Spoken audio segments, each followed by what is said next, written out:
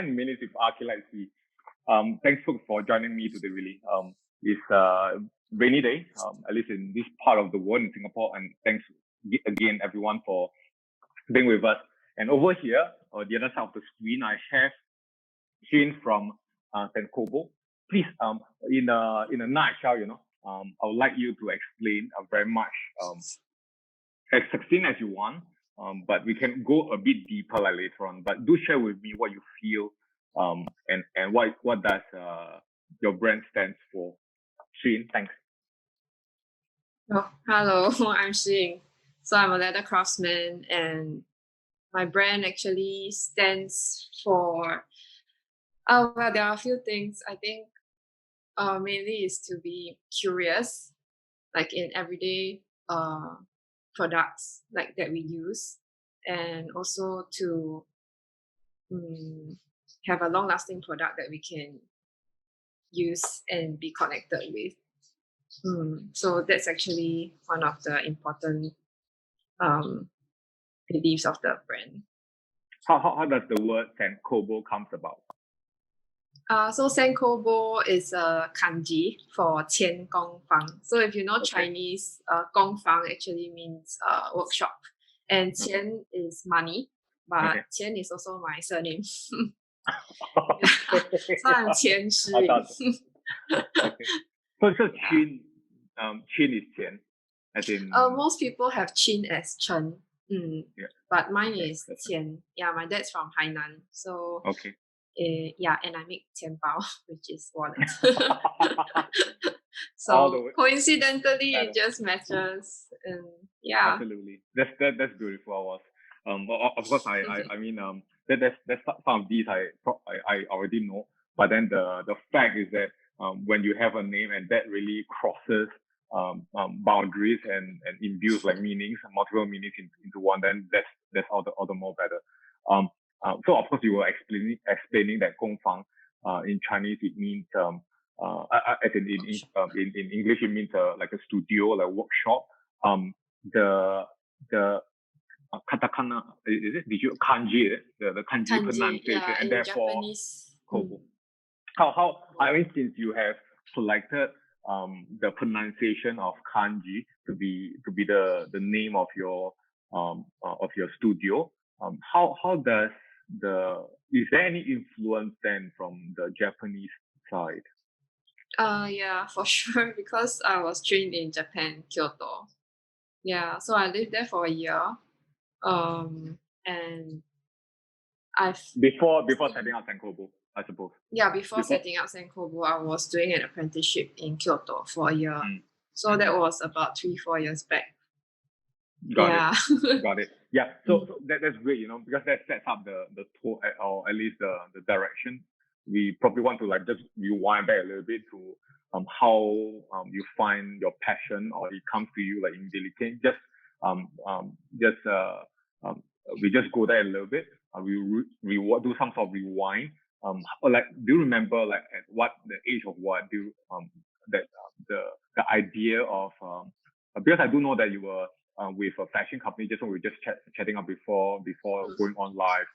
But in terms of education, in terms of your interest, like what makes you pick as far as fashion goes, I suppose, because that's one of your first job, really. Actually, I didn't pick fashion as my first. I just picked you. Okay, then what's your first then? No, I was kind of lost. I wanted to be an astrophysicist before, but then I'm just not smart enough, I guess. So I actually went to a Millennium Institute for like a 3-year A-levels course. Yeah, A-level course. And I was failing. I had to retain my second year. And my mom is like, what do I do? Yeah. So basically her friend's daughter studied in NAFA fashion. And she mentioned like, hey, why not you try out? So I left Millennium Institute and went to NAFA to try. So that's how fashion started. Got it. So, but do you remember like any time before your unplanned venture into at least the education or the arena, getting to know more about fashion from your school? Will you in any way like see this coming before that? I think I've always liked making since young. I've always liked to move my hands, and like I felt weird sitting still. Mm-hmm.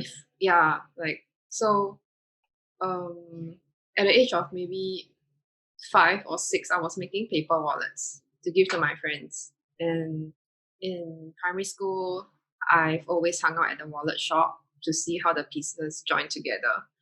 But I forgot about that, and it only resurfaced up when I started making in fashion school again. Like we have to draft pattern, and so that sort of reminded me of, hey, actually, yeah, I am good with my hands. Yeah. Interesting. So yeah, and therefore that's the beauty of life, I suppose, because like you probably will not know like some of the like absolutely where that you're going to move on to certain part, and then but thereafter because of opportunity, because of like certain crossroads, or even like sometimes we perceive certain things as like an obstacle, and therefore you have to gear towards another direction. But that's where interest becomes like really interesting as well. So can you I would like to know a little bit about then after you graduate and what happens after that? After fashion school. Yes, that's right. So I went on to work for a local label called Nicholas. They have another brand called Saturday also. So I worked there for a year before deciding to go back to NAFA for my degree. So I was studying another year for my degree, and then I went on to work at a tailoring shop, and then select store, and then distributor for lotions and shoes. Interesting. So between them, there's quite a number. Yes. Yeah. and surely thereafter you're sharing with me that there's something which you have observed. Would you mind telling us again what is it that you observe? I think primarily about waist, and that sets you thinking about what else, what are like some of the like handcuffs that in a way, but that are like giving designers and the industry certain constraints as far as waste is concerned, and therefore you see that you can't do whatever they are doing no more, and then you have to do something regarding that. So basically when I was in the fashion industry, there was a lot of unsold products. So as much as we try to cut down on production, there's always leftovers, either in this style or that style. And another thing is that we cannot control the quality that's coming from the factories. So this batch might be okay, but the other batch might be another batch of sewers that's doing it. So for me, I think I've always appreciated quality products. So that comes as a bad point for me from the fashion industry. Got it. Because we cannot control certain things as much as we want to. So we can design something that we really like, but the outcome or the quality might not help us get it to 100% to where we want it to be. Interesting. So and therefore the idea of being able to be sustainable hits you very much. But I suppose there must be because you are very much involved in the things that you're doing, and therefore how does the impact of wastage come to you? Is it because you are seeing at least, for yourself firsthand physically the amount of waste, or is it because of some literature, or you and your friends who were like telling each other regarding this? What actually happened then? Yeah, so the one big thing that made me shift course, or made me want to shift course, is after watching the True Cost, this documentary that's about the not so nice things about the fashion industry. Interesting. So it was pretty dark. I think it left an impact on almost everyone who watched it. And thereafter you become very affected by that. How long between then and when you decided to, that's enough? Actually, when I watched it, I was already saving up to go back to Kyoto for my apprenticeship. Yeah, but I didn't know how far I want to take leather crafting. I just know that I want to, make things using leather and learn a new skill that I can control fully.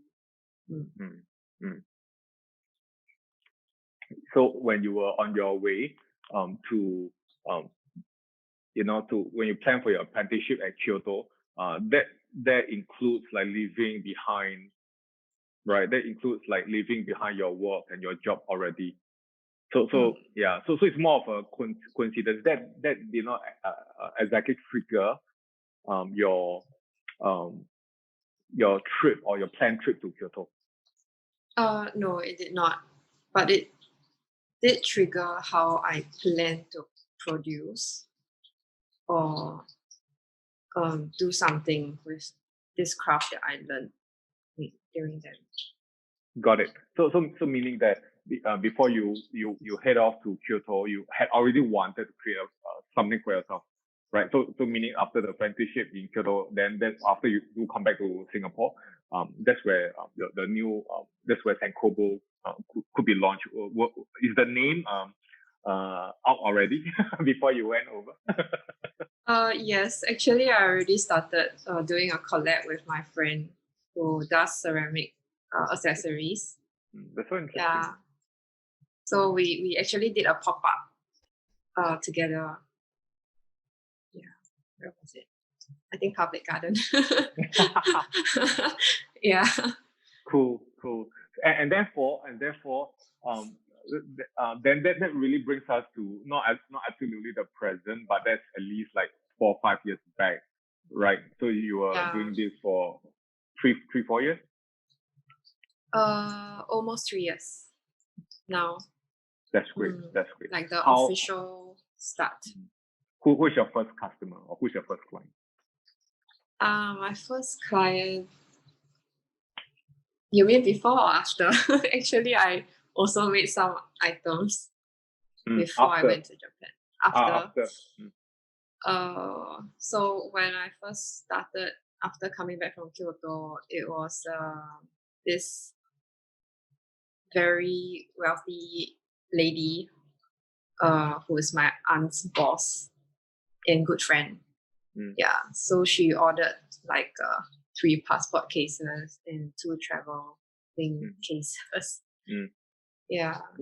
What makes you what do you think take then? Like how do you find the connection? Of course, I mean it will be a referral, but then do you think it's more of an opportunity, or this person, the client, has actually seen your product, seen you or your product before?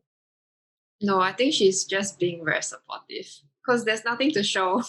And if she were to see the necklaces I made, it's definitely not her style. Public Garden. But then she's already like ordering quite a few pieces, right? Yeah, my aunt probably upsell me a lot at that time. Yeah. Of course. I mean, I think for anyone, especially at the very beginning, it does help to have family, friends, and so on to really do the. I mean, I wouldn't use guinea pigs, but that's really what, right? And therefore, because it works both ways, it does give the experience to us that we are doing something for real. And of course, after doing that, we are able to get feedback. So it becomes a loop that feeds us with confidence as well. Mm. And thereafter, because I noticed, and this is something which I very much want to hear from you, that the way which you do it, how exactly, as clearly as you can, of course, without going to something that's like overly too private, that you're able to reduce waste. So I only make when there's an order. Yeah, so other than the samples which I show as designs for Senkoubou, that's under Senkoubou, yeah, I actually don't make more than that. So even for prototyping, I use a very thick paper called Sweet Text. Yeah, it's purchasable at RG. So basically, that helps to cut down a lot of cost already. Because leather, it's really expensive, especially if they are from Italy. So yeah, just making when there's an order, and I don't buy more leathers than I should, which I think sometimes is very difficult for my supplier. But yeah, there's also not enough space to contain all of them. Plus, if I contain all of them here, if they don't move, maybe mold might grow because of our humidity. What's your this is something which I should ask, but I think I missed out. But it's not too late, because I find that very integral to the stage where we're talking about the front, like the first few customers that you have, or who comes to you when you started your company or your brand. How do you see Senkoubou as a label down the years? This is very tricky. Good. Because I'm not a businessman. Like, to be honest, I'm not good at business.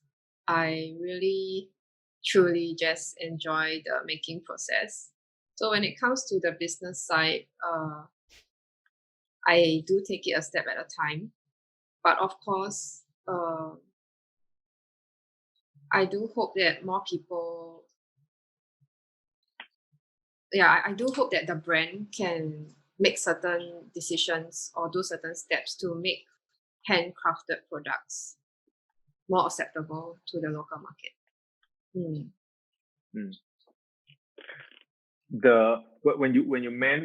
you said that you're not good at doing business, is your like mind or brain somehow telling, okay, maybe I'll say it in another way, that somehow your mind is shunning away that part? Because I think for a lot of designers, artists, and so on, there's always a contradiction, right?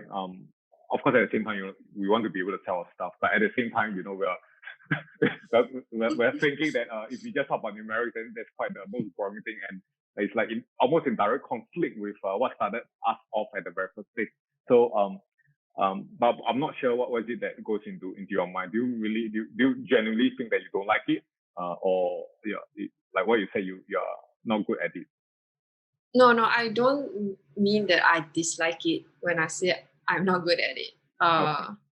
It just, I think I'm just trying to say that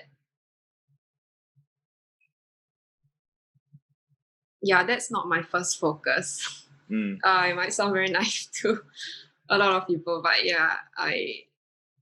that's not my first focus, to bring the revenues up by a lot. No, Shi Ying, I think that's perfectly fine, because there are really like so many ways where business or not, it is very much a way of conducting a work. Is very much of conducting even a lifestyle. We see lifestyle as part of, very much like integral of the work that we do. It's just an extension of it, whether we want that to be like relatable to money and so on. But of course, it really depends. Like for example, if you do not need the revenue that comes in from the work that you produce. And therefore, I wouldn't say it's a charity, but you just don't require that to sustain your livelihood, family, and so on. Then, of course, that doesn't matter at all, because then it becomes very much of an purely an art form, like a craft, or pursue of an art form and a craft. But at the same token, if any artist or any craftsman is gearing towards the other direction, and therefore meaning that they're going to craft something which they absolutely would like, but they also want to see how that as a business can grow. That is something that would be commendable also. But I think what is really interesting for your case, I'm not sure exactly like how true, but it is about balancing both. You know, because at the end of the day, you have worked in so many fashion related industries and companies, and therefore absolutely what you do not want in terms of practices that lead to wastage, that leads to things being unsustainable, or like raw materials and so on in the long run. It's not something that at least that path that you want to take. So but moving ahead, moving along, are you the main person, like a craft person, doing your work right now? Yes, for now, yes. So you'll be getting like apprentices and so on, like later on to assist in certain parts of that. I do intend to create a team in future when I'm ready. Yeah. So for now, it's just me making. So yeah. So back to the topic just now. Actually, I do price my products and workmanship fairly to my customers. So it's not like it's not sustainable. It's just right for now.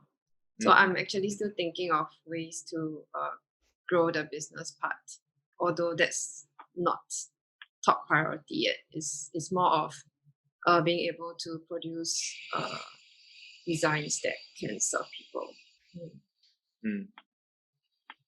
Do you like right now in terms of the orders, right? Because you're talking about taking in, as in you make whenever there is an order. So does do you because I was looking up, but I'm not exactly sure because I've not like make the, like for example a top which is like this. But do you like customize each piece to every customer, or to every customer, or is there like a particular 2 or 3 different, 4 different, 5 models, and then as and when the order comes in, and then you make that?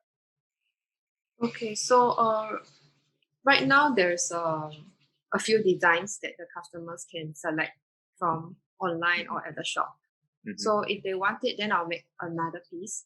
So since it's not made out yet, they can alter certain details, like make the strap longer or make it thicker. No wonder.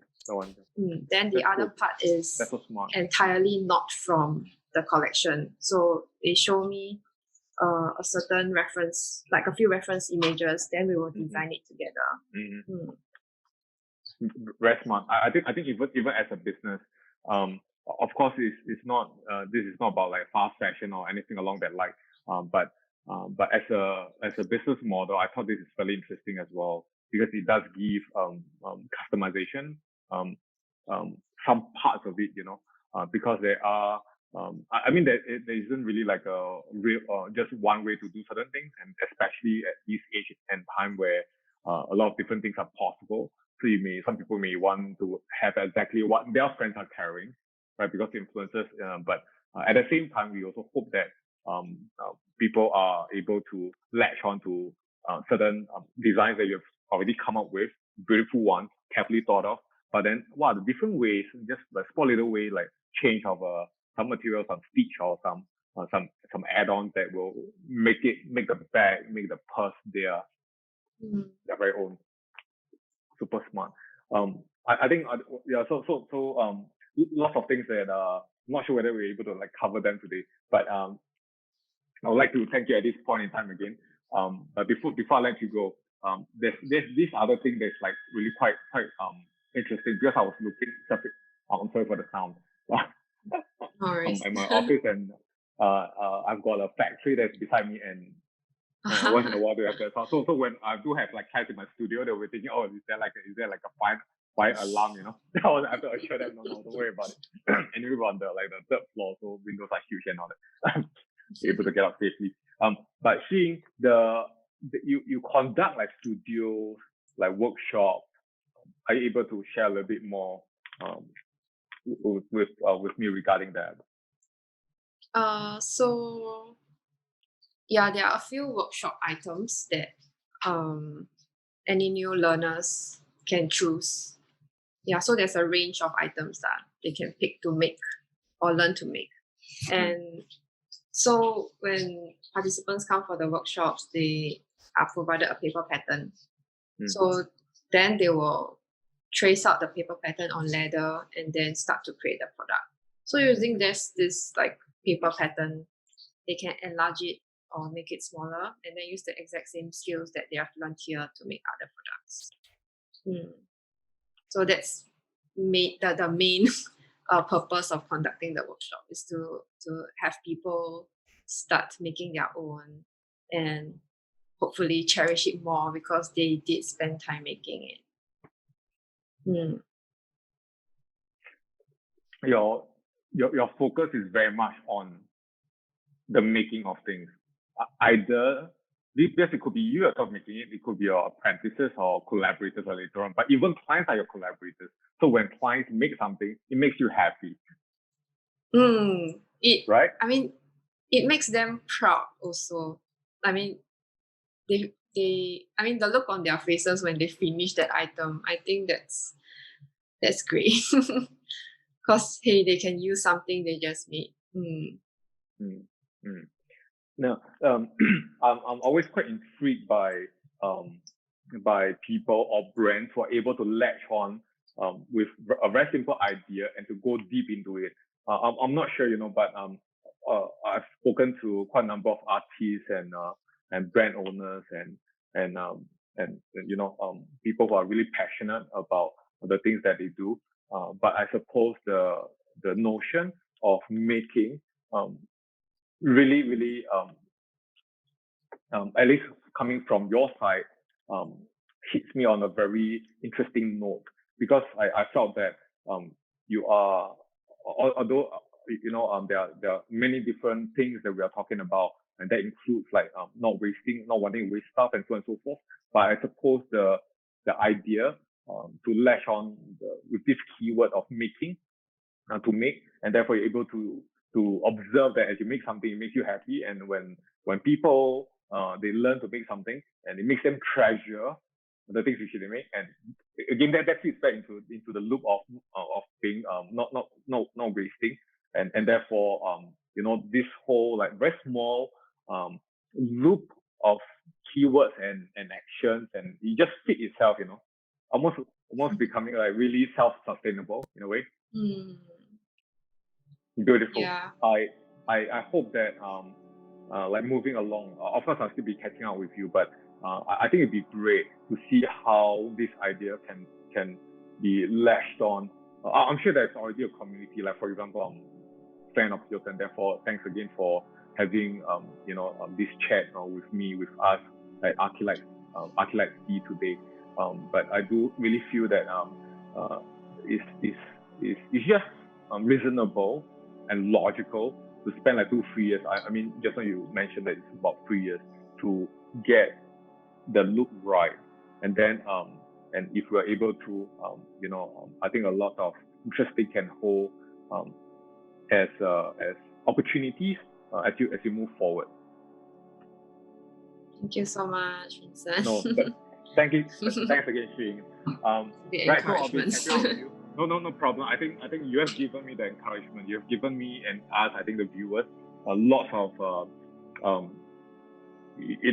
because sometimes it's like a fairy tale that when we look at people who are of brands, they start off somewhere, but some of these brands, they are like too I mean, they're like there for 100 years, 50 years, I'm not sure. But when we look back at some of these things that are happening, it's not real time. It's something that happens like like 50 years back then. Even when we read stories and all that, it becomes like difficult for us to fathom, to understand the situation and so on. But if you're able to catch stories like, for example, yours, like in the